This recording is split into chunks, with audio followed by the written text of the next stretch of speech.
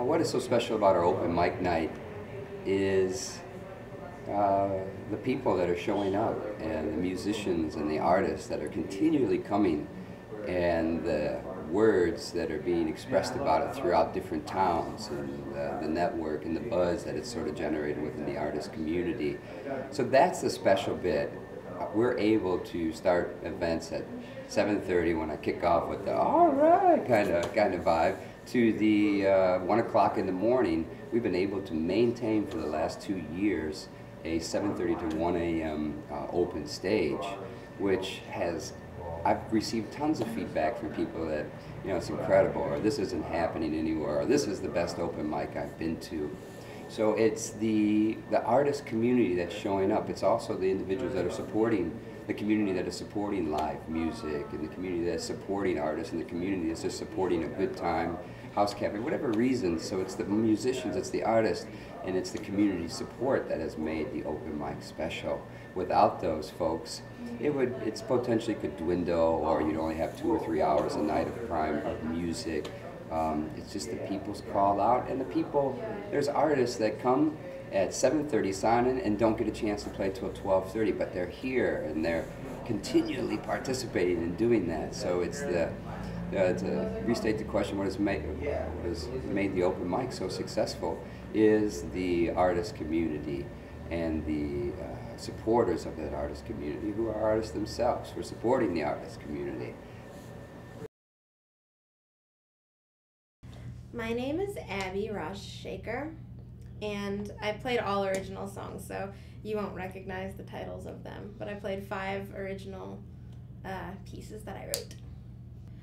I've played a lot of open mics in my life, and honestly, the house, this is I've never even been to this town before, so playing at the house is easily one of the best places I've ever played an open mic, and a lot of it has to do with the staff, and his name, that Matthew, is so full of energy and so full of positivity that, like, I hope the people here know how lucky they are to have a guy like that, like, promoting them and, like, just bringing up the energy in between every single person. It's like, when I got here, I just couldn't stop being on Facebook, being like, seriously, this place is amazing.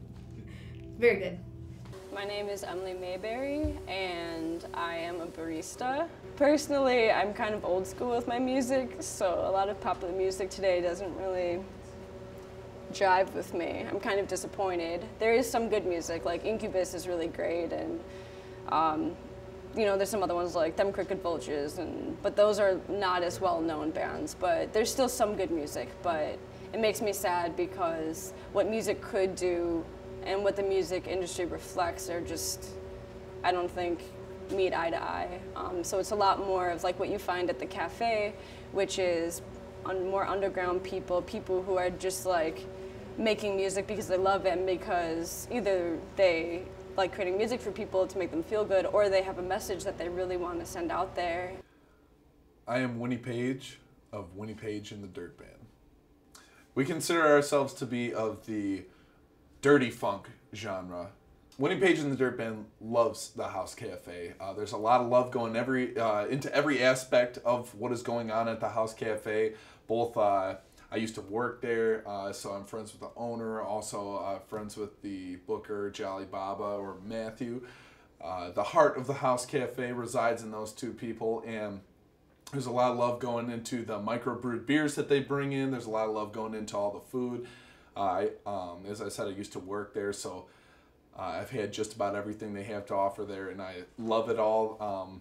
The decorating, everything of the house, it's really a great place to be, and they're very hospitable, very welcoming people, and we love playing there. It's definitely our staple place, and definitely the coolest place in DeKalb to be.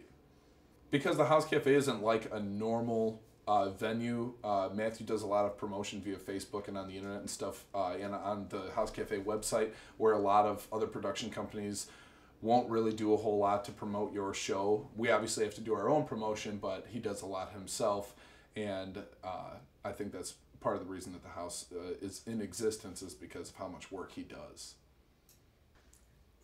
What type of art you're doing is affected and received by where you are and who you surround yourself with. DeKalb is not necessarily the birth of all that is awesome and artful, but there is a place like the House Cafe in town that people come just to see this art, and it's amazing that that place exists here in DeKalb. And if I was in a bigger city or something like that, there might be more venues and stuff like that, but it's interesting how the dynamic of people in the town supporting that place comes into play with it, because a lot of people in DeKalb might never set foot in the House Cafe because there's hula hoopers and bearded people in front. But there's also a lot of people that are drawn to it, like I was, because it seemed like a cool place where you could play whatever you wanted to play and it would be received. And it's been the best venue that we've played thus far. When it comes to live music and arts, the House Cafe is what it has to present and share with the community is very diverse. Many different genred artists are coming through, expressing interest to play. Then we develop a relationship with these artists, and we book shows, book events, create concerts, and each one, the House Cafe has been able to be able to have 6 or 7 different genres being presented in a month. You know, we have hip hop, we have blues, we have the open mic, we have indie, we have post punk, we have hardcore, crunkcore, whose core is it anyway? We have bluegrass and homeschool poetry readings and men's a cappella singing, jazz, jazz recitals. Which category did I miss? We probably have it happening some way. Poetry. So there's so much variety, and it is being presented here at the House Cafe.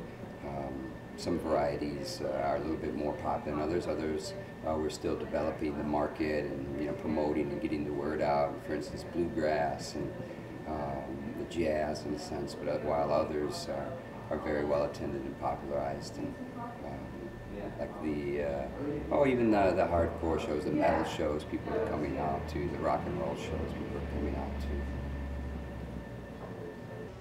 It is so important to support your local venues that play live music, because a lot of places just don't really have the variety, or don't have the even have like the good music there. And it's so nice to be able to go to a place and actually hear live music, and especially smaller venues like the House Cafe, where it's more, the artists are going to get taken care of. That it's going to be a really good experience, and it's going to be smaller and more intimate. And you should just support local businesses, period, because that is the places that they're just, again, like I've been saying before, they're more about the people and about serving the people, more so than worrying about getting like the most bang for their buck. And that's just going to completely change your experience of music, and you're just going to feel it. And